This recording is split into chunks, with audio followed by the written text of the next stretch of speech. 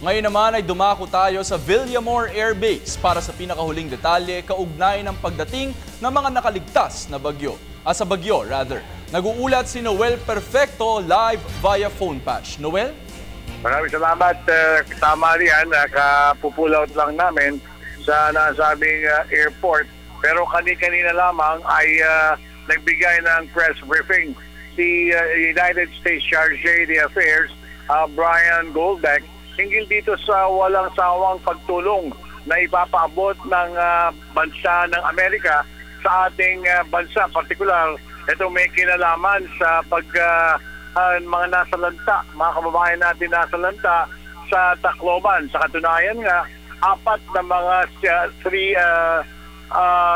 what do you call this? Ito malalaki, C-130, 2 sa Amerika at 2 naman sa ating bansa ang walang puknat na palipad at pababa ng mga pasahero mula sa Tacloban City.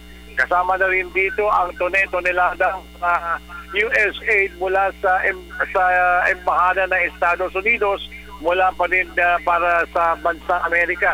Ang layunin ng nasabing mga pagtulong ay ang donasyon na mula sa bansa ng Estados Unidos na napakarami. At pagkatapos nga nito, didiretso naman kami sa DFA kung saan magkakaroon ng press conference ang mga otoridad ng Foreign Affairs. Ito may kinalaman pa rin sa ipinatutupad na all-out support sa ating mga kababayan dyan sa Tacloban. Kasama pa rin si Erwin Navarro, Noel Perfecto, Television ng Bayan.